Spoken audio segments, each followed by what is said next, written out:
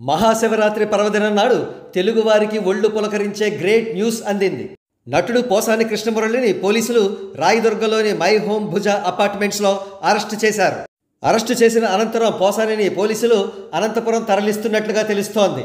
ఆరోగ్య పరీక్షలు వంటి ఫార్మాలిటీస్ అన్ని పూర్తి చేసిన అనంతరం పోలీసులు పోసానిని 27వ తేదీన కోర్టులో ప్రొడ్యూస్ చేసే అవకాశం ఉంది. పోసాని చేసిన తప్పులు కోకొల్లలు అని చెప్పవచ్చు. అప్పట్లో వైఎస్ఆర్సీపీ ప్రభుత్వాన్ని అడ్డు పెట్టుకుని పోసాని నేటి సీఎం చంద్రబాబు నాయుడు గారిని, డిప్యూటీ సీఎం పవన్ కళ్యాణ్ గారిని ఇష్టం వచ్చినట్లుగా బూతులు తిట్టాడు. ఇక పవన్ కళ్యాణ్ గారిని అయితే సైకో అని బూతులు తిడుతూ పవన్ కళ్యాణ్ గారి అమ్మాయిని చిన్న పాప అని చూడకుండా చాలా అసభ్యంగా వాగాడు అప్పట్లో పోసాని.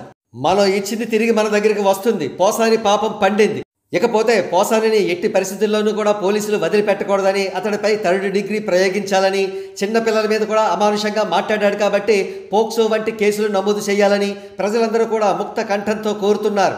దారుణమైన విషయం ఏమిటంటే అప్పట్లో పోసాని చంద్రబాబు నాయుడు గారిని, పవన్ కళ్యాణ్ గారిని బూతులు తిట్టినందుకు వైఎస్ఆర్సీపీ గవర్నమెంట్ పోసానికి AP film development corporation chairman post కట్టబెట్టింది.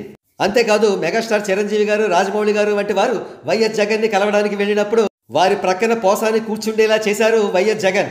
జగన్తో సహా ప్రతి ఒక్కరికి కూడా వారి వారి పాపాలన్నీ పండే రోజులు త్వరలోనే రాబోతున్నాయని ప్రస్తుతం పోసాని అరెస్టును చూస్తే తెలుస్తోంది.